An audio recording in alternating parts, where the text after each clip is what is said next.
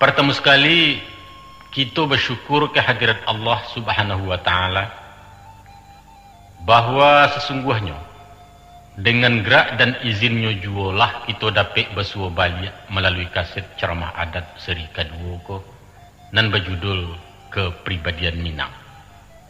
Alhamdulillah.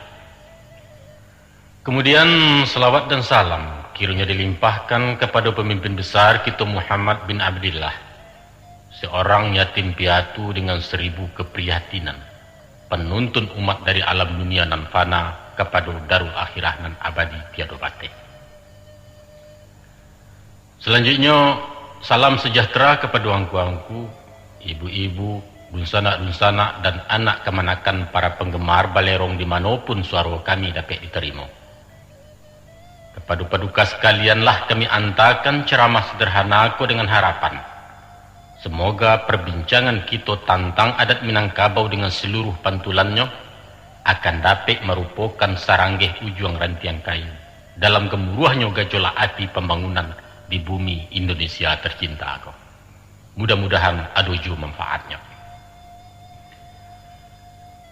Adapun kemudian daripada itu, pada ceramah kaset na lalu telah kita cuba menterjemahkan isyarat-isyarat nan tersimpan dalam tutua bahasa sebagai alat komunikasi langsung. Baik tujuh hikmah nan tersirat pada teknik konstruksi rumah gadang. Dan saketek disingkukkan pula perbedaan dasar antara sili awak je seni belah diri orang lain. Baik itu pun falsafah bermain alang-alang. Agaknya peninggalan-peninggalan budaya nan berbentuk non-benda itu telah bercerita panjang tentang kepribadian Minang tempo dulu, sehingga baunnya semerbak sampai melintasi daerah perbatasan. Lebih jauh kita menampak, seolah-olah lukisan tadi sengaja diabadikan sebagai contoh jotuladan kepada anak cucunya, kepada kita dan keturunan sunduit bersunduit, untuk menjadikannya landasan sikap dalam hidup bermasyarakat. Namun kita menyadari bahwa nanti di suatu masa orang indak lai menyukui gaya bahasa klasik nan kurang komunikatif. Mungkin isu rumah gadang hanya akan ditemui di Taman Mini Indonesia Indah atau di Kebun Bunga Bukit Tinggi. Jurus-jurus silik Minang dan unik tinggal sebagai gambar-gambar mati dalam cerita komik. Dan kalau ada orang yang berminat menyusun karya tulis tentang Minangkabau, silahkan datang ke perpustakaan Leiden di Eropa. Catatannya tersimpan di deretan buku-buku tentang Mesir kuno, tentang kota Memphis dan Tebe nan tenggelam, juga tentang binatang-binatang purba yang punah dari permukaan bumi. Apa boleh buat? Roda sejarah memang tak dapat ditahani je tapak tangan. Hilanglah nama nangka hilang. Biarkan hanyut nentara puang, tapi roh adat mesti dipertahankan. Apabila padam kepribadian Minang, padantanglah lonceng kematian Minangkabau. Tinggallah Sumatera Barat sebagai sarang yang pernah bapaungi dahulunya. Dengan kata lain, anak-anak kita isu tidak berhak lain mendakwakan diri sebagai orang Minang. Tapi saya anak Indonesia kelahiran Sumatera bagian Barat. Kenapa begitu? Sebab hakikat Minang itu bukanlah hasil seni, bukan wilayah dan juga bukan keturunan. Inyo adalah berbentuk kultur, peradaban, sikap hidup dan memantul dari doktrin adat itu sendiri. Ya, tergantunglah kepada generasi kita kini. Apakah tungkai estafet itu akan ditaruhkan atau kedilipek sampai risiko? Apa kita bersedia menjadi angkatan pengkhianat dan menggelapkan amanah? Apa kita lah siap menerima caci maki sumpah serapah di belakang hari? Apa kita relakan ada di kubur sementara kita melestarikan kehidupan gajah, harimau sampai biawak sekalipun? Jawabannya ada dalam dado kita surang-surang. Angku-angku di sana penangga. Pada kesempatan ceramah kini nangko, izinkanlah kami melanjutkan membaca bahasa-bahasa sandi dalam wujud kreativitas orang Minang. Kita pilih nan tasera, kita rangkai, kemudian dikonfigurasikan menjadi suatu bentuk nan bisa dicaliak secara konkret. Adapun objek yang kami pilihkan ialah fungsi surau sebagai sarana pendidikan formal dan informal dan latar belakang tradisi merantau bagi orang Minang. Nah baiklah. De utang bahan sua mengkolansai kato basabui mengkodape akan kita masuk saja kepada pokok perbincangan. Didulang sadulang lai pendulang ameh bangkaulu, diulang saulang lai penyambuang kaset nan dahulu.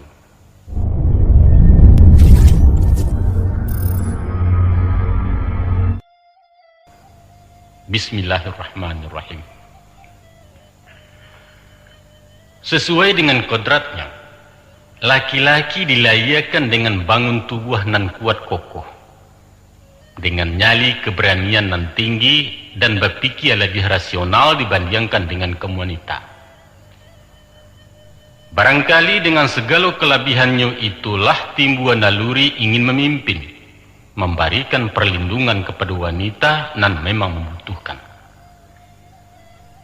Kemudian menyusul hak dan kewajiban antara kedua belah pihak, serta pembagian tugas nan terpisah menurut kedudukan masing-masing. Sajak manusia tinggal di gua-gua sampai kepada mengenal peradaban bahkan taruh ke zaman teknologi kini nangko, rupanya pembagian wewenang itu masih tampak nyata, walau batih dan versinya mengalami perubahan-perubahan. Sekalipun akhirnya pihak wanita menginginkan persamaan hak, nan sebagian dah dicapainya, tapi mustahil melawan kodrat, sebab kodrat itu hadir tanpa diminta dan tanpa dituntut. Itu sebabnya perjuangan emansipasi kadang-kadang terasa tidak adil, karena wanita tidak pernah menuntut persamaan kewajiban. Akan pincanglah jalannya masyarakat sekiranya hak disamakan, sedangkan kewajiban tidak seimbang. Dalam konteks itu, Minangkabau menganut kaidah tersendiri, yaitu memberikan seluruh apa yang menjadi hak-hak wanita sesuai dengan kodratnya pula. Hak perlindungan keamanan, hak pelayanan ekonomi, kedudukan sosial dan lain sebagainya, nan kasadonya itu lah lama dimiliki wanita Minang. Oleh sebab itu, tokoh-tokoh wanita yang mengobarkan perang emansipasi tidak pernah muncul di tanah Minang, karena memang tidak dibutuhkan. Untuk apa menuntut sesuatu nalah adu dalam genggamannya. Adat dan merupakan peraturan tertinggi dalam masyarakat, terlalu banyak memberikan fasilitas dan subsidi kepada wanita. Rumah gadang secara gratis disuruh tunggu, ndak ke menyewa, ndak ke mengontrak. Seluruh hasil harta pusaka makanlah, minumlah, pakailah. Nak bersuami dilamarkan sampai pun keturunan menurut garis keibuan. Kurang apa oleh wanita di tanah beradatku. Hanya satu yang tak pernah lapih dari tangan, yaitu kekuasaan. Walaupun kadang-kadang orang laki-laki sampai mengalahkan orang demi kesejahteraan dusa nak kemanakan, namun kato putih hado di tangan mama. Wanita Minang tidak mengatur tapi diatur. Mereka hanya punya hak pakai, bukan memiliki. Biarpun kunci ada di pinggang, tapi rangkiang tidak ke dibuka atas perintah siapapun kecuali suruhan mama. Sebaliknya mantang-mantang punya kuasa, seorang mama tidak boleh seleluasa mengambil padi sebelum ada persesuaian dari bundo. Orang padusi tidak berhak jadi penghulu. Namun penghulu alum katagak kalau para bundo kandung sepakat tidak menerima. Baik itu sepanjang adat di pusako. Tak kalau Cindua Mato dihadapkan sebagai terdakwa karena menculik putih bungsu dari Sungai Ngiang, seharusnya Bundo Kanduang selaku kepala pemerintahan berhak memberikan kata hukum.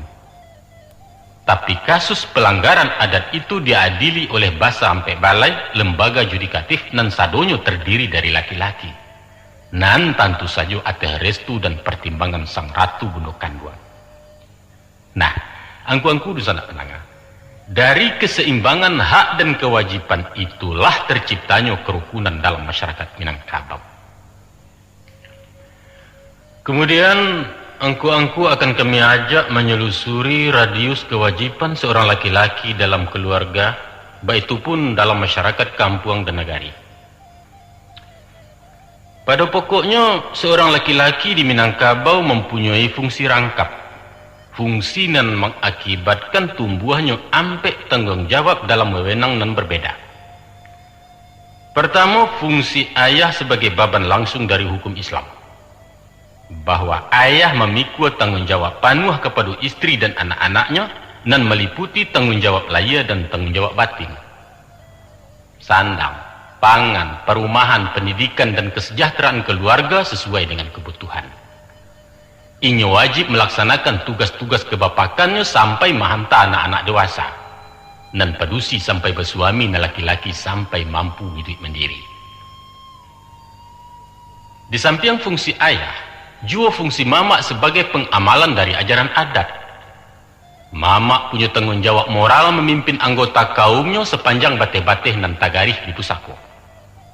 Mamak akan menurukokan sawah, membukakan hutan paladangan, membangunkan rumah gadang, kemudian mengatur pemakaiannya. Dalam hal itu, beliau bukan bakarajo surang, akan tetapi dilaksanakan secara bergotong royong antara seluruh mamak-mamak dalam kaum dan sifatnya insidental. Sedangkan tugas-tugas mamak secara pribadi adalah mengatur hal-hal dan bukan material. Seumpama menjaga kerukunan rumah gadang dan penghuninya terdiri dari beberapa unit keluarga. Katakanlah mamak berfungsi sebagai koordinator rumah gadang dan bertanggung jawab keluar dan ke dalam. Seandainya ayah dari kemanakan-kemanakannya atau orang Sumando tidak mampu memberi nafkah keluarga disebabkan sakit, disebabkan lamah atau bacarai umpamanya, maka fungsi ayah diambil alih oleh mamak. Dunsana kemanakan tidak katalantar, biayanya dari haratu pusako dan mamak-mamak akan menggarapkan sawah secara kolektif. Dengan itu berarti tersedia dua figur penyelamat dalam satu keluarga, yaitu ayah dan mamak. Kalaupun salah satu tidak berfungsi, masih ada fungsional lain, sehingga jaminan kehidupannya mutlak terpenuhi, biar kehidupan material ataupun kehidupan spiritual. Itu sebabnya tidak pernah terdengar ratapan anak yatim di tanah Minang. Anak piatu dan kematian mandeh tidak akan menderita di tangan ibu tiri, sebab si anak akan diasuh di rumah gadang oleh pedusi-pedusi dalam kaumnya. Nah, dunsana kemanakan pandangan. Kalau tadi ada dua peran yang dimainkan seorang laki-laki di Minangkabau, yaitu peran ayah dari hukum Islam dan peran mamak dari hukum adat, maka ada satu peran lain yang bersumber dari undang, yaitu tuntutan kewajiban kepada masyarakat lingkungannya. Setiap orang mesti berpartisipasi terhadap masyarakat kampung di mana tinggal, memelihara kerukunan bersama sebagai satu kesatuan warga dalam wilayah jorong atau desa, membangun sarana-sarana jalan, irigasi, pendidikan, rumah ibadah, sekolah, dan apa saja kebutuhan yang bersifat umum. Elok rumah dek tungganai, elok kampung dek orang tua, elok nagari dek pangulu. Nah, orang tua yang dimungkasi di siko adalah kepala desa dan stafnya adalah mamak-mamak di rumah gadang tadi. Di tangan mereka lah terletaknya kerukunan dan ketertiban masyarakat kampung. Tapi alah kok selesai tugas dengan 3 tuntutan kewajiban tadi. Alun lain. Masih ada ciek lain dan kedikako. Apa tu? Yaitu wilayah yang lebih luas, ialah negari. Negari nan kalau kita jabar ke lebih luas lain, yaitu negara. Seluruh potensi harus dikerahkan. Apa nan ada diderma baktikan untuk negari atau untuk negara. Iyo dana, iyo tenaga, fikiran, waktu, dan lain sebagainya, Pendeknya tidak satu pun orang nan bebas dari tugas-tugas kenegarian. Bajalan mairi yang bayi wa maisi, patah betungke buto bairi, sadonya mesti terlibat. Tentu saja sapateh kemampuan surang-surang. Angku-angku di sana pendengar, sampai poin tanggung jawab tadi termaktub dalam sebuah pantun pepatah dan berbunyi sebagai berikut. Kaluak paku asam balimbiang timpuruang lenggang-lenggangkan di bawah narang saruaso. Anak dipangku kamanakan dibimbiang urang kampuang dipatenggangkan di tenggang nagari jan binaso. Anak dipangku. Dalam arti harfiahnya si anak menyatu jo diri ayahnya secara tunggal. Kok lari tabau lari kok jatuh samo tarau. Patah sayup batungke paruah nan anak di gungguang juo. Antah kok tanah latas sirah itu wak katurangan tinggal. Ma'ananya tanggung jawab mutlak jo Tuhan betul betapa. Kemudian di samping memangku anak, kamanakan dibimbing pulau. Membimbing adalah menuntun tangan orang sambil berjalan. Mungkasuiknya mengarahkan kanan bahaya, membawa kanan bana menunjukkan di malawi ensati rantau nan batuah. Nanti kalau lah tibu di jalan data, kabuik tarang hujan lata duah maku kamanakan dilapeh-lapehkan. Disuruh melangkah surang diriangkan dari belakang dibari pituah dari Jawa. Barangkali sistem iku ada persamaannya dengan semboyan pendidikan nasional kita, yaitu Tut Wuri Handayani. Kini anaklah dipangku, kamanakanlah dibimbing, maka orang kampung pun dipatenggangkan. Tenggang adalah kata-kata Minang nalah di Indonesia kan. Menurut arti aslinya, ialah kira-kira sama jauh sahu, perbuatan atau karya macam tu. Tidak dapat bertenggang, artinya buntu segala usaha. Mempatenggangkan, membantu, menanggulangi. Tenggang raso pengertiannya toleransi. Orang kampung dipatenggangkan yaitu usaha na hidup surang. Ciptakan pemerataan sosial. Hilangkan gap antara si kayo jo si miskin supaya jangan timbul keresahan. Keresahan na menjadi pangka bala gangguan kaptik mas. Kok tumbuh hawa di lereng agak itabi yang jangan runtuh bukit jangan sampai ke panesan agih lalu waya nak taju. Usah bak sudu-sudu di tepi jalan. Dijambo kanai miangnya, dijuluak kanai gatahnya, dipanjek kanai durinya, kesudahannya diparun de orang lalu. Nah, bak apulo caronyo menenggang nagari jan binaso. Tanah sebingkah laba punyo rumput sahalai laba miliak, tapi malu nanalun babagi. Rimbo dipancang untuk parak, rawang dipetak untuk sawah, tepian laba untuk pandam laba tantu. Tapi rasa kepentingan basamu punya orang sanagari. Caro basuku tagak di suku, caro banagari tagak di negari. Kok malu di ate hino di baruah, takajuit di mudiak, tagamang di ilia, mamak di pintu utang, kemanakan di pintu bayar. Oleh sebab itu, indahlah mudah menjadi orang Minang kok. Sulit. Tanggung jawabnya luas dan rumit. Babannya barek gayut bagayut. Kapalo sarik berjunjungan bau barisi keduanya suuk kida menjenjiang pulau. Tapi itulah resiko sebagai pemimpin. Pemimpin dan ditanya tentang kepemimpinannya. Ditanya dek manusia dan dipimpin, ditanya di Allah yang memberikan pimpinan. Sadonya mesti dipertanggungjawabkan kini ataupun iswa. Para penangan kami hormati.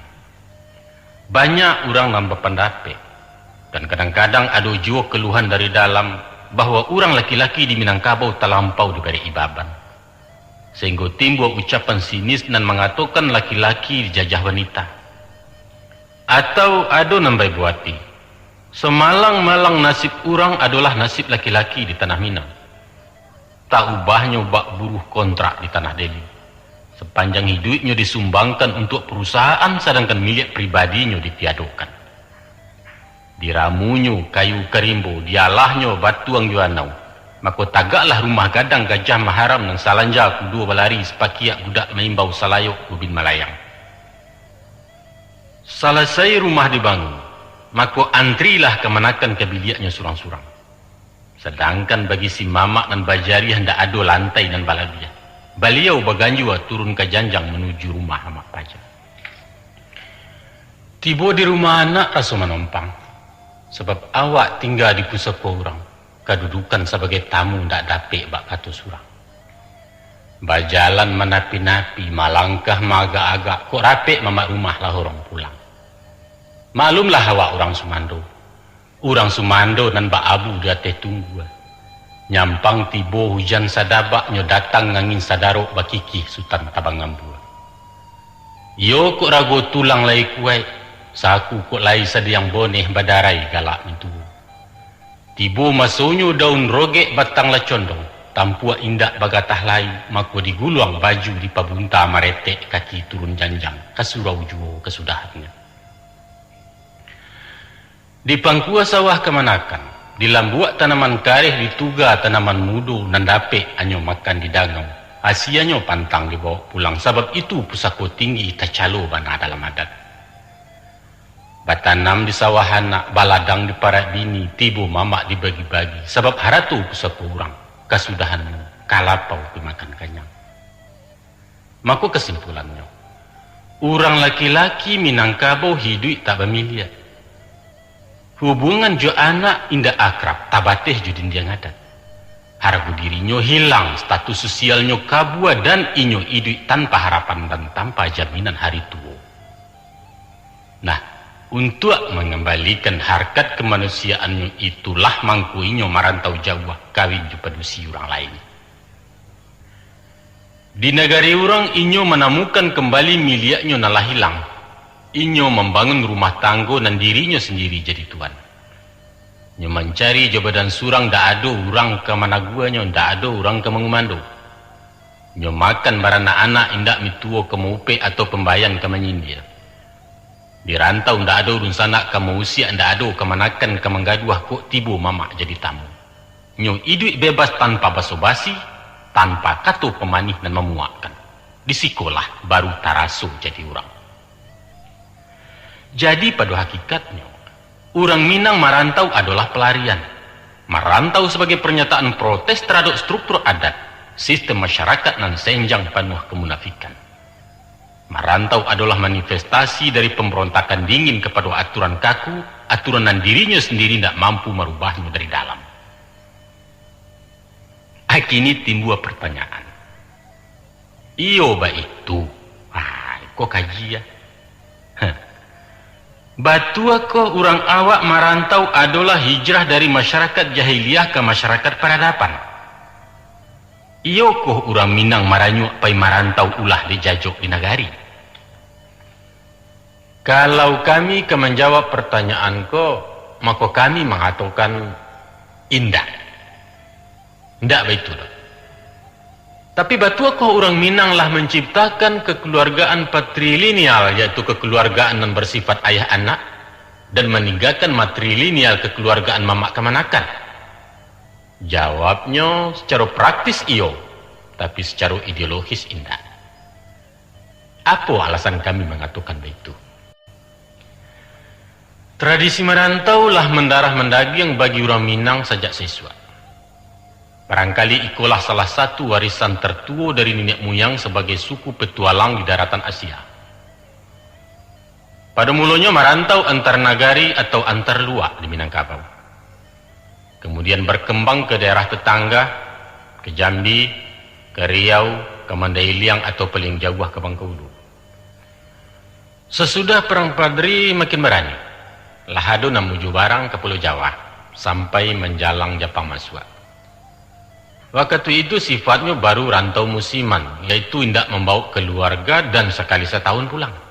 Hari kepuaso tiba di rumah habis rayo balik pulau itu sepanjang musim. Tapi lewat tahun 50 terjadi perubahan total dari bantuan tradisional kepada cara yang lebih maju.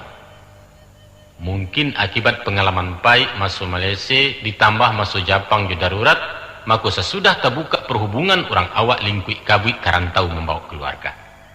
Sehingga kampung Langang nagari tinggal orang lah habis merantau Cino. Keadaanku bertambah parah sesudah nagari bagolak tahun 60-an. Kini ko lah basera anak Minang maunyi nagari laweh antara Aceh Irian Jaya. Bahkan sampai ke Brunei ke Malaysia. Iduit rukun je penduduk asli ditampe inyo inggo mencakam dengan berbagai profesi jalan iduit. Tidak saja di kota-kota gadang, tapi sampai ke desa-desa, ke gunung-gunung, di pasar, di kantor, di pabrik, di oto, tapi jarang dan di sawah atau di ladang. Itu balik ke pokok persoalan. Akibat dari pengaruh lingkungan, ditambah dengan kondisi dan jauh dari campur tangan pusako, nampaknya kehidupan di rantau praktis di luar ikatan-ikatan adat. Unit keluarga hanya terdiri dari suami, istri, dan anak-anak. Sedangkan dunsanak jo kemanakan lah membantu keluarga bebas pulau bersama orang Sumando. Kok lai tandang batandang basuo masu warisan, sifatnya sekadar silaturahmi. Satu kenyataan bahwa lah terjadi pergeseran dari bantu matrilineal kepada bantu patrilineal secara umum. Akan tetapi, siapapun tidak dapat membantah kalau di luar itu nilai-nilai adat tetap dijunjung tinggi. Orang masih tunduk kepada tata krama kekerabatan famili. Hubungan mama je kemanakan tapaliaro bahkan tambah mesra. Minantu tetap digalai, baipa, babisan, basumando, menyumando, babako, babaki, tarui harago maragui. Baitu pun caroba kampung panagari. Pernah pada suatu hari terdengar dialog antara ayah Joana dan cukup berkesan untuk disimak. Iko sebagai bukti. Ada seorang laki-laki suku Caniago menyumando ke orang Sekumbang. Tinggalnya di Medan. Anak beliau bernama Ervan, sedang duduk di bangku SMP.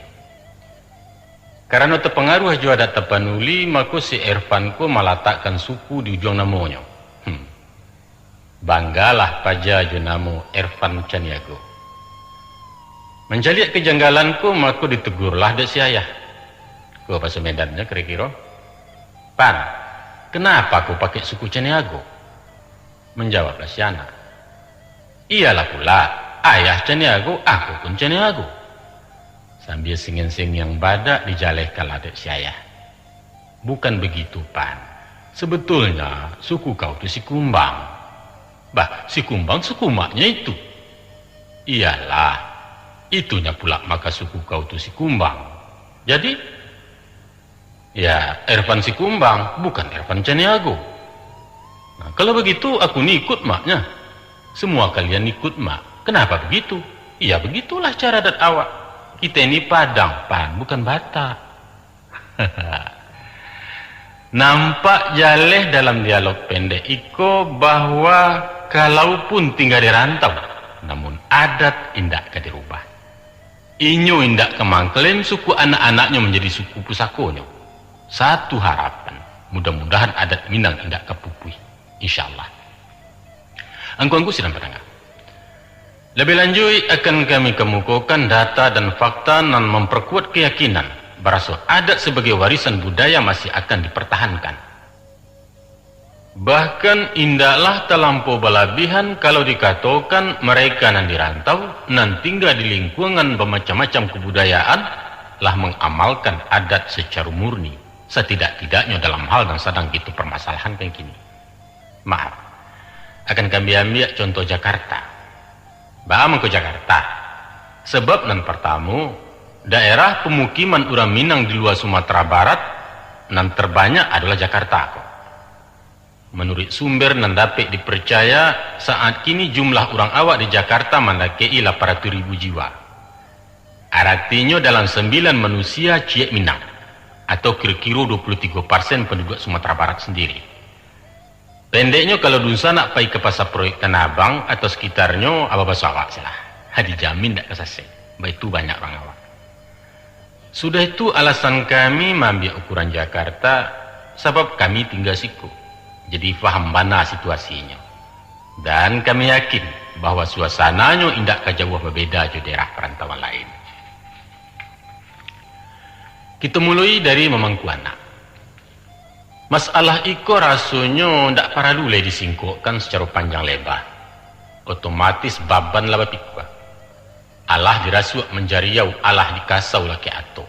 Batua menurut adat, syah menurut syarat. Kemudian tentang membimbing kemanakan. Walaupun indak ditawarkan, tapi kalau kemanakan datang minta bantuan lah batajuni kok. Apakah itu bantuan keuangan atau bantuan jasa? Tentu saja sepanjang tubuh bayang-bayang. Biar dari tingkat manapun, mama intelek atau mama awam, kaya atau ndak bapitih, namun rasu baka manakan dak kailang dari hati si mama. Berapa banyak kemanakan yang berhasil disubarangkan mama. Mama jauh mama dake sama saja. Kok profesinya manggale diarahkan ke dagang. Kok beliau pegawai disekolahkan atau diusahakan karajo. Andai kata tibo dun sanak pai bayo tantang suaminya nan tak pulang-pulang. Atau apa si buyuang sakit-sakitan tak berubah. Pada umumnya lagi bertanggapi. Kok bakal araran tentu yendak.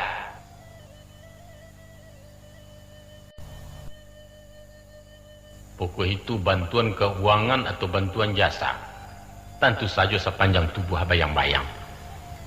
Biar dari tingkat manapun, mama intelek atau mama awam, kaya atau ndak berpitih, namun rasu bakal manakan ndak kailang dari hati si mama.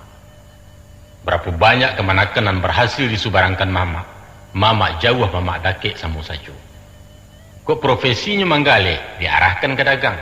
Kok beliau pegawai disekolahkan atau diusahakan karajo.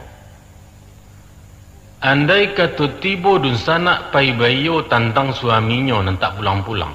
Atau apa si buyuang sakit-sakitan tak berubah. Pada umumnya lagi bertanggapi. Kok bakal araran tentu yendak. Datang orang Sumando mengadukan anaknya ke rengkang dak tabantua. Rumah ketene gusur paja di lamar orang. Kadang-kadang melaporkan rumah tanggunya bersiarak, pedusi lah salah langkah, paja, bujang lah tarambau dan lain sebagainya, nampaknya lagi bertanggulangi. Tibo surat dari kampung mengabarkan dapur runtuh, sawah kane galodo, parak di kisah orang, pendeknya macam-macam lah. Aduh kalau mamak lagi pulang, kalau indak wesel malayang. Kalau nanari bayak bulan bayi, biarlah ke sumpuak rantai ko rutin ko, lain. Pendeknya, asah lai pandai semua pandai. Tahu magak je menimbang, mudah-mudahan tak tangih nan tak berpujuk, ndak tagamang nan tak berjawe. Ko ndak panuh katih penuh ke bawah lai. Tapi kalau berbisik-bisik aja mama, bermuti-muti je dun sana atau ndak tersabit-sabit nama permaisuri dalam sore, ko bawayo ko. 2 hari 2 malam mama dikesan bini terjadi perang dingin di rumah tanggunya. Kesudahannya tainayo mama ulah di awam. Kanai kali. Pun pihak dari istri mama. Kok mailia seketik-seketik ke kemanakannya, biarlah. Rasa ki orang pulau. Nyokok dape, awak menjago-jagokan papa sedi, weh. Nyampang tibu mituo sekali-sekali bapadasokan gua. Jago makannya lapihnya pulang. Papa tahu orang tua kalah. Arok je sawah pabaya ibanda. Aku indah. Merutok-rutok ke suami. Pi awak saja nama nandehan. Ikulah ke dibantu, itulah ke dikirimi. Waktu kita susah, lai orang nama dok, lai orang nama tanyo. Gawat. Sabaliaknya pula. Sabaliaknya dek dun sana. Tahu-tahu laju bini mama. Kok nan sanang bana hatinya ke beliau meminta. Pasti gadang rarehnya, cayolah. Dak bahado di patik-patik stek cuma aja buruang ketitiran kue ke dianya. Tapi kadang-kadang kan gaji aku dawak. Bamusuhi Korea Kuino tu. Bau pe, bahasa golo macam kan. Dak nak lebih bini. Lah tabulakang bana wak kini, malang bana kalian mama. Kasudahannya parang ramuan. Mama juga nama nangguangkan. Masalah mempertengahkan kampung ko lai bana apa makan ko. Hampir tiap kampung ada organisasinya. Setidak-tidaknya bantu arisan. Biasanya di sini lah mencari dana. Gadang kayu, gadang dahan tapi gengsi kalau tak ke satu. Tak kumpul piti berkirimkan pulang.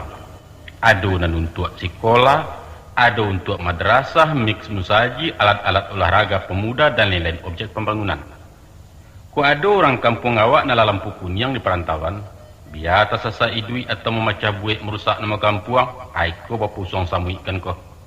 Patut dipulangkan, yo dipulangkan, patut dipersuamikan, dicarikan orang walaupun baalah kecaronya.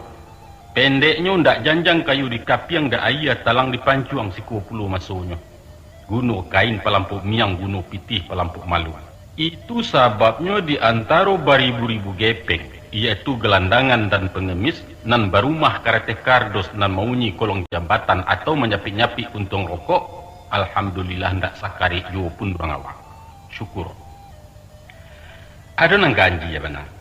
Samantiko pemuda awak nan karajonyo kalua masuk daerah hitam, tapi peliang dak sanang hatinya kalau basuh orang pedusi Minang ada di dalam. Walau inyo nak kenal sama sekali. Pajaku mesti dihalaunya keluar. Ndak lantai angannya surang dilaporkan ke ketua. Sehinggonyo ndak buliah orang pedusi awak membuat cabuah. Sampai kini baik itu. Kok lai mana cek-cek tapi biasanya ndak ketahuan kalau inyo orang awak. Nyo menyuruh hilang-hilang memakan nabi-nabi. Apa dasar sebenarnya tu? Karena si pemuda tadi tahu jua kamu? Bukan. Karena moral, indah. Sebabnya karena malu alun babagi. Itu. Walaupun dirinya bagai limang dosu. Tapi inyo ndak rela dun sanaknya membuat malu, nyo ndak sudi negarinya menanggung malu. Sedangkan rasa malu itu sendiri bapangka dari adat. Masya Allah. Ba itu jauhnya tahun jam mulai adat ke dalam dadonyo sehingga kadang-kadang perlawanan logika. Mari kita lanjutkan mengumpul bukti bahwa macam mana pun susahnya hidup di rantau, nagari tetap dipertenggangkan. Ditenggang usah binasu, ditenggang seratu adatnya. Lah umum kita mengetahui kalau setiap pembubaran panitia, laporan rutin dan mesti didanga adalah defisit keuangan. Panitia tekor. Apa karena pemasukan dan tidak mencapai target anggaran atau karena kampianan bocor? Itu daerah lah itu. Tapi lain halnya dengan pelaksanaan MTQ tingkat nasional di Sumatera Barat tempoh hari. Panitia balam. Urang tak heran-heran kagum kita bangga dan pemerintah pun puas. Di mana kuncinya tuh? Kuncinya antara lain dek banyaknya dana dan mencucu dari perantauan di samping sumber-sumber dari kampung sendiri. Dan tentu saja kuat katam karena sapi dek ketatnya pengawasan dan pengarahan dari Pemda kita.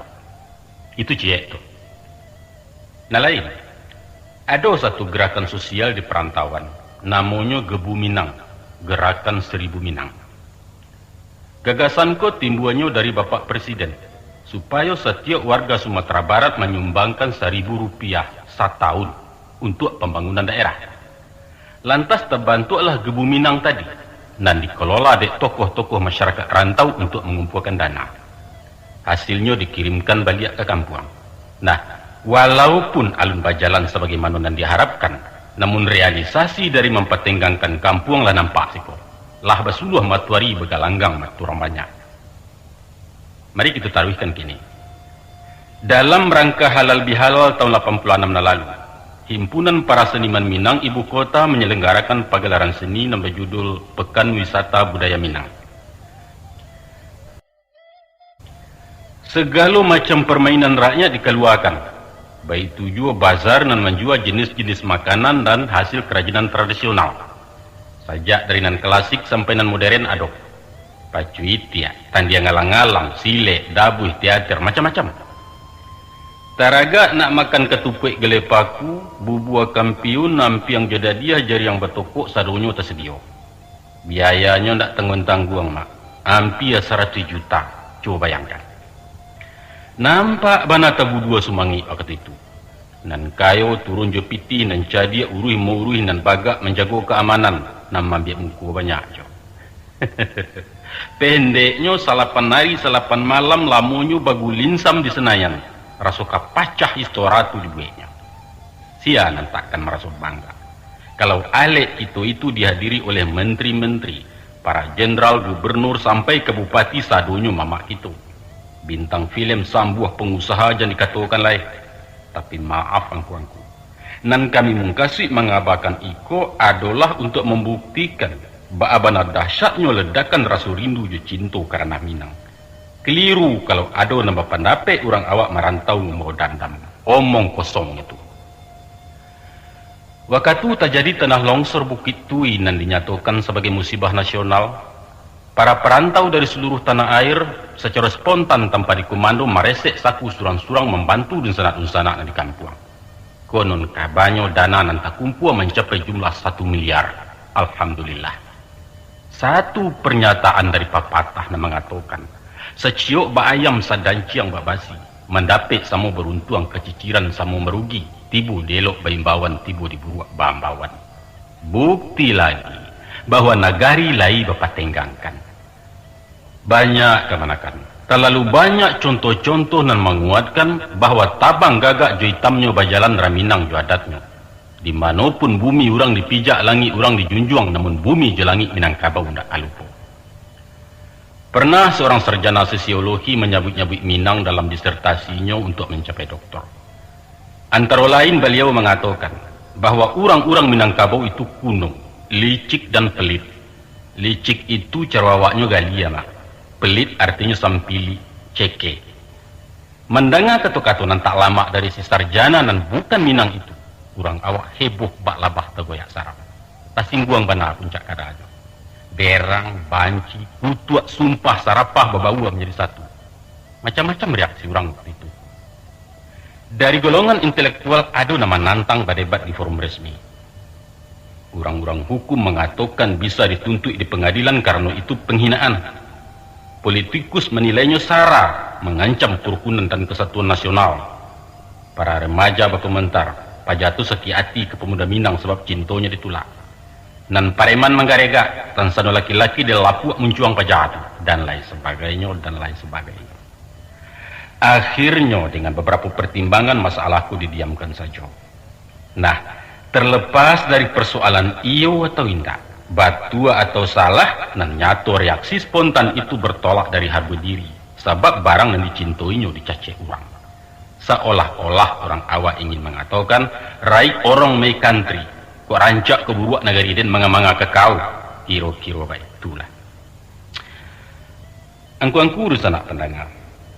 Berpedoman kepada kenyataan yang kita kemukakan tadi, dapatlah kita tarik kesimpulan bahwa image yang mengatakan bahasa orang Minang merantau adalah pelarian, menyingkirkan diri dari struktur masyarakat yang tak manusiawi atau merupakan pemberontakan adat, ternyata bohong sama sekali.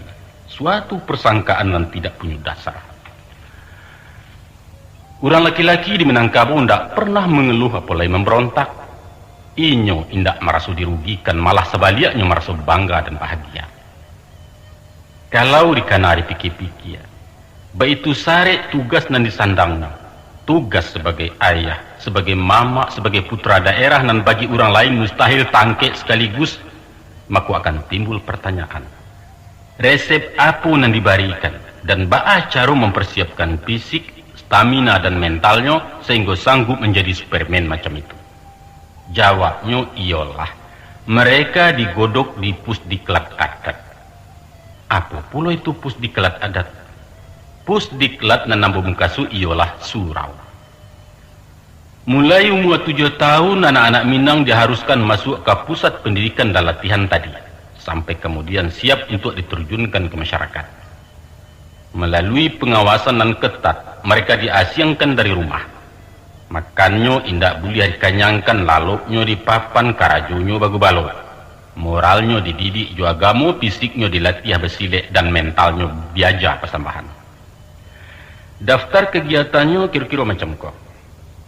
Sesudah pagi-pagi sarapan jenis dingin, inyo menjalankan tugas-tugas rumah tangga sampai pukul 2. Sudah itu boleh pemain, kok kabalang-alang, kok kabadomino, kok kababuru, terserah. Namun permainan itu adalah pelajaran dan mesti disimak maknanya. Selesai sembahyang maghrib, berkumpul di surau, mengaji. Sudah pula mengaji, turun ke laman surau, bersilek. Sebelum lalu adalah pelajaran cerdas cermat, yaitu parang pantun dan takutaki. Iko gunanya mempagali lidah. Kemudian baru lalu di lantai bagaluang jokain saruang. Besok pagi garuntang puntang pulau kaya sumbayang baru pulang langsung ke dapur bersuo je nasi dingin. Itulah siklus kegiatannya sepanjang hari. Sehingga kalau dicaliak kepada padatnya jadwal pelajaran, praktis anak laki-laki tidak pernah merasa di rumah. Seakan-akan mereka sengaja dibuang dari rumah kadang. Kini timbul pertanyaan baru. Apa sabananya hikmah daripada pengasingan anak-anak muda macam itu? Nah, baiklah, kita bicara soal pengasingan. Setidak-tidaknya ada dua manfaat yang dapat diambil. Yang pertama ialah untuk tindakan preventif. Sebagai remaja matah, mereka tidak boleh berkenalan dengan sesuatu yang berbau seks. Untuk itu anak-anak nan serba ingin tahu itu tidak dibenarkan bagawa jurusan anak pulusi. Atau mencari hal-hal yang bersifat mengundang pikiran kotor dan mungkin saja ditamunya di tengah-tengah keluarga. Kalau pergaulan bujang jogadih tidak dibatasi, alamat kata jadi penyimpangan-penyimpangan dan merugikan akhlak. Akibatnya paga makan tanaman.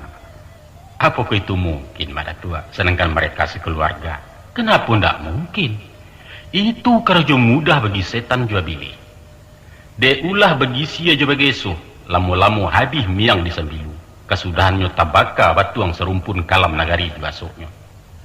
Tersebab bagalintin pintin taruh jua saham. Satu wakatu pungguang kapak kata jam jua. Trisno jalaran soko kulino kata orang Jawa. Cinta akan bersemi melalui pergaulan intim. Taro ndak ada niat.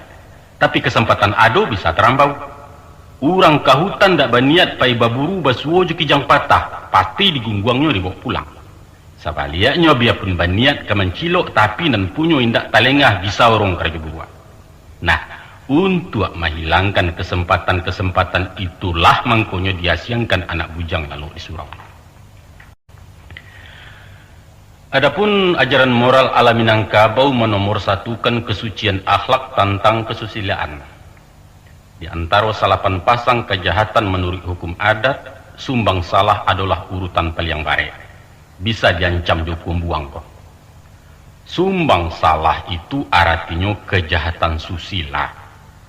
Makanya, ukuran martabat seseorang ditentukan sampai di mana kemampuannya membatasi diri dalam perilaku dan ada hubungannya dengan wanita. Perampok bisa dimaafkan, pembunuh dapat diampuni, tapi skandal seks tidak mungkin ditolerir oleh masyarakat. Baik itu sensitifnya masalah pelanggaran susila, sehingga bisa-bisa menimbulkan perang antar suku atau antar negari. Kalau kemanakan dari suatu kaum diganggu, itu berarti penghinaan bagi seluruh laki-laki di kaum yang bersangkutan. Dan setiap penghinaan akan dibaleh dengan cara apapun, ditanam tumbuh di kebuah gadang itu pepatahnya. Acok bana terjadi perceraian beruntun dalam dua suku bayi pabisan hanya berawal dari putuhnya pertunanganan. Sepele. Kalau kemanakannya diberi malu, maka kemenakan atau famili yang mempabuai akan diberi malu pula. Tidak dapat jenang kasa jenalu, tidak talok jeladiang joracun dan cakap muti berbalik. Sampai macam itu bana tingginya nilai susila di tanah Minang. Maaf, barangkali kemanakan kemendace-dace mendengar satu berita bahwa lah terjadi perceraian di malam pengantin akibat anak daru tidak selamat. Seluruh kaum goncang. Disikulah dituntut peranan mama untuk bertindak sebijaksana mungkin. Kau dapat garih patah di saruang tak tertebaik di negari. Cuekin aja. Itu sih masalah sepele, bagi bung yang sepele. Tapi bagi kami serius. Mau apa?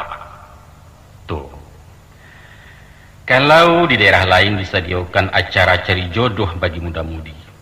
Dan mendapat legalisasi dan perlindungan hukum adat, tapi di tanah Minang itu diharamkan.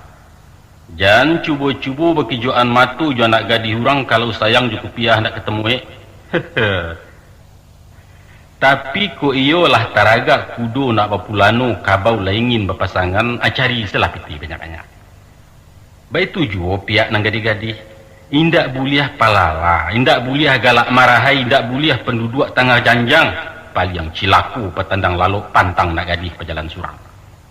Kalau budi lata singi hilanglah tuah di negari rancak dan tidak peguno lain. Dalam hal itu mama pun diperingatkan. Agak palia stek mato mak. Tu supiak manih lapang galak surang demu kecamin tu. Barangkali siriah lah patui perjunjungan. Bah itu waris dijawabkan orang dahulu. Antah kini tidak jalekan. Tapi nan nyato, secara simbolis masih tinggal curi yang di batu. Nampak pakai-pakainya. Caliaklah, di antara 27 provinsi di Indonesia tercinta itu, barangkali Sumatera Barat lah satu-satunya daerah yang tak pernah mempunyai lokalisasi WTS. Mungkin saja barang kuado, tapi di awak indak bakandangkan, indak bapamerkan. Mari pertahankan lambang supremasi moral yang menjadi kebanggaan ranah Minang. Itu manfaat dan pertama. Manfaat dan kedua ialah untuk menanamkan wibawa pribadi. Batu tua jodun sanak pedusi atau jo kemanakanan paralu-paralu saja. Mesti serius, tegas tindakan humor apalagi berkele-kele. Sada mengecek buang muka kena lain usah dipandang cek matonyo. Maka secara kejiwaan, lawan mengecek akan menaruh hormat dan segan. Disitulah tumbuhnya kewibawaan seseorang. Tapi sikap semacam tadi akan sulit diciptakan oleh si calon mama disebabkan pergaulan nan talampau intim di keluarga. Dikhawatirkan nanti inyo tidak bisa berfungsi sebagai pemimpin dan potensial di rumah gadang. Agaknya ikulah alasan timbulnya suatu etik bahwa seorang komandan tidak boleh talampau akrab dengan anak buah, begitu juga antara guru dan murid. Maka untuk membantu satu kepemimpinan dan berwibawa mesti mampu mendisiplin diri, dan itu hanya bisa kalau pandai menjaga jarak antara yang dipimpin dan memimpin sehingga timbul rasa hormat tadi. Itulah yang dimungkasuk dengan mama disambalaya kemenakan disambah batin. Nah, kita taruhkan sebelum ke surau makan dulu. Makannya ndak baidang-idang kan doh. Ambil surang ke periwak sedang terjarang kalau paralu menyuuk sambil tagak pintu dapur. Itu dalam maknanya tu kemenakan. Kalau makannya ditatiangkan, airnya diisikan, diservis, dipadasokan, maka akan timbul rasa berutang budi dalam hatinya. Aiko babayo. Apabila seorang lah tamakan budi, rumi mengatakan dan bana. Lidah letai impi nan iyo tersabut indak nan indak tersabut antah. Ba'a kata Pak Hakim ke menukuk meja menjatuhkan hukuman kalau si terdakwa lah menanam budi lebih dulu. TV warna 24 inci letak berumbun di ruang tamu. Apa kata ibu? Tolong kata Pak, ibu hancur keadilan dia ulah jasuh letak makan. Kau akibatnya kemenakan. Ingat bahwa mama Ju adalah hakim di rumah gadang, hakim di dalam kaum. Oleh sebab itu, calon mama ndak boleh dibiasakan dapat servis dan membuat inyo lupa diri nanti. Tiba di surau, dibuka sore adoi guru beraja mengaji. Lah tamat Quran lanjutkan beraja tafsir, beraja fikih, tarikh dan lain-lain cabang ilmu agama untuk baka dunia akhirat. Iko paralu, bahkan lebih paralu dari segala non paralu-paralu. Ibarat suatu gedong, maka agamu adalah fondasi dan manahan barik bangunan. Hotel batingke akan amruk di atas fondamen dalam sejangka, apalagi kalau tanahnya gaca dan batu. Tidak salah orang menampilkan syarak sebagai sandi berdirinya adat, sebagai batu laweh pananai tunggak rumah gadang. Suatu saat aratu akan membuat orang kelaparan. Pengetahuan akan merusak kedudukan, menyebarkan malapetaka kalau inyo inggok di pribadi si kayu, si cadia, si pengusaha dan tak beriman. Itu pasti. Memang membatasi kemauan manusia itu adalah aturan-aturan. Sedangkan adat juga aturan dan negara punya aturan. Tapi aturan buatan manusia dihakimi oleh manusia pula. Manusia dengan segala kelemahan dan keterbatasannya. Seorang koruptor akan bebas kalau kesalahannya tidak bisa dibuktikan di pengadilan. Mampacarui pengulu tidak melanggar daik doh, asah jana orang mendengar, kok terdengar kemenakannya itu yo tang. Di suatu tampik nan romantis strategis, sepasang merpati sedang asyik mengembara di alam khayal, nalayok malayang di salo-salo bintang angkasa luar. Tiba-tiba si Romeo mairik tangan si Juliet untuk singgah di bulan naga sabantah. Lantas Juliet ku capek bereaksi. Dengar ragu-ragu sambil batang buahnya babasu malu-malu. Manga aku tak nampak ada orang tak. Oh, nampak ada orang cuma ditakuinya. Ba'a kalau ndak baurang, ba'a kalau ndak nampak tarui. Maka runtuhlah suatu pertahanan terakhir sebab bentengnya dibangun dari batang pisang dan rapuh, bukan dari cor beton batulang wajah, bukan benteng iman atas jaminan Allah. Na'udzubillah min zalim. Jadi kesimpulannya, agamu mesti dipakukan arek dalam jiwa para remaja. Mesti ditatar, mesti dididik, mesti dilatih. Kemudian, selesai pendidikan rohani dengan mengaji, maka kini pelajaran beralih ke pendidikan jasmani.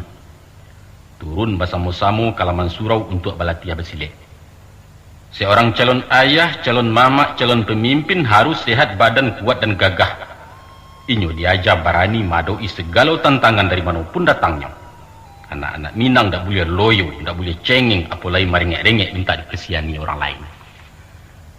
Dia pentas kehidupan, acuk bana basua sewenang-wenangan dengan berbagai alasan. Tapi nan nyato setiap kezaliman mendatangkan sansaro di masyarakat. Nan bingung makanan cadiak nalamah mati degarata nan ketek terjelapak di salok kaki orang kadang. Dalam kondisi macam iko dibutuhkan munculnya seorang pahlawan. Syaratnya cie, yaitu baga. Baga bukan dalam artinya batinju, tapi baga merubah sesuatu atas kebenaran, baga mengatakan nan hak walaupun pahit. Maka tampek mencari baga itu di sasaran, bukan di sasana. Sasaran itu letaknya di laman surau. Nah, baiklah, kita lanjutkan.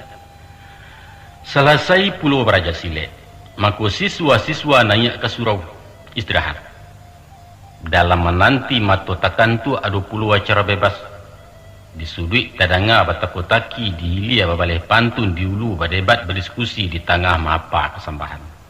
Kasadonyo itu adalah baraja memahami aspirasi orang, peka dan tanggap dengan situasi, kemudian capek bereaksi. Itulah unsur-unsur untuk mencetak seseorang menjadi arif, cadiak dan lihai. Itu juga sebabnya keluaran surau manusianya lah siap pakai. Tokoh-tokoh pejuang kemerdekaan banyak dilahirkan di Minangkabau.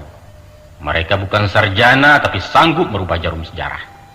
Kalaupun ada nan lulusan sekolah Eropa namun pendidikan dasarnya di surau. Singo-singo diplomat revolusi dilapehkan dari rimbo Minangkabau dan sarangnya adalah surau bukan universitas. Itu dulu kemanakan. Dulu semasa merintis, marabui dan mempertahankan kemerdekaan. Tapi kini di era mengisi kemerdekaan kini kok bah, entahlah. Selain daripada itu, di bidang keamanan dan ketertiban surau berperan penting. Dengan diasramakannya anak-anak akan mudah mengontrol kegiatannya dalam masyarakat. Umpama kapatang ado gadih nanta paki ado ayam nanta keo atau paga nanta rompak cari urangnya sia nanta lalu surau petang. Nyampang kampung kemasuakan lanun datang mengamuk kebakaran dan lain-lain tokok saja pintu surau. Kemanakan? Sakironyo orang kini sempat mencaliak keadaan pemuda tempo dulu lalu di surau. Kesannya cuma cie. Menyedihkan. Ya, menyedihkan. Atau orang lain akan berkomentar, sampai hati ibu-ibu Minang menyiksa anaknya tidur di langgar. Memang menyedihkan. Bakasua lantai pelupuah superai jola piak pandan tangan dikatuak jadi banta saruang puntang buang ke selimut. Persis gelandangan dan tidur di kaki limau. Padahal di rumah gadang apa nanindak. Rumah nan dibuatkan memakan duangnya salimut tabah pembeli ayah atau paragiah dari bako. Tapi memang baitulah seharusnya ditampil latihan. Latihan ketahanan fisik dan ketahanan mental. Mesti kuat menahan dingin. Antah nanti mungkin kalalok di tengah padang basau ambun. Pungguang malah tabiaso yunan kareh hendak kecangguang kata gamang lai kalau tapaso tidur di batu bakalang tunggu dalam hutan. Ya, perjalanan hidupku ndak salah menyemani, ndak salah menyemulus. Siapa tahu yang kata jadi. Malang jemuju ndak cari tangga dari badan. Dunsana dan kemanakan penanga, ada ajaran kuno orang Saiswa, yaitu jan palalok pagi. Mesti dahulu bangun dari ayam jan pada rasaki dicotoknya. Untuk itu, satu tadanga atau sebuah belompean ke pincuran atau ke batangai yang mandi baranang berkecimpuang. Selesai sembayang berjamaah pulang ke rumah ranggai, mando-ando jalan ke dapur jan tausiah orang semando tengah rumah. Sudah tu diresek tu duang saji sarapan jo nasi dingin. Ba'a mangkunya nasi dingin. Sudah ngakan. Supaya prihatin dalam hidup. Kok nalama tentu iyo sagaluange. Nan sagaluange tu tampeknya di lapau kalapau 7 pitih. Baraka ba urang lenteh kenangan. Tapi kalau indak baputa kinci-kinci ajan diarok nasib kebarubah. Sapah diguyuang nasi dingin bungkuak lah lalu di surau menanti matu ketebuka. Kemenakan dan nusana penanga, itulah antara lain rahasio-rahasio ajaran dan basuo dalam lembaga surau. Pada pokoknya anak-anak diajar menderita. Penderitaan memacu inisiatif dalam memburu cito-cito. Secara psikologis, kehidupan mewah dan manjo malamahkan daya juang. Tantangan ringan dirasukannya sangat barek tersinggung lebih abakanai. Sehingga dalam arena hidup inyo mudah frustrasi, lah kalah sebelum bertanding. Sebaliknya orang-orang yang berprestasi tinggi acuk yang berasal dari keluarga miskin. Bertambah gadang tantangan bertambah hebat sumangitnya. Di kamusnya ndak ada istilah gagal. Baginya kegagalan adalah kemenangan yang tertunda.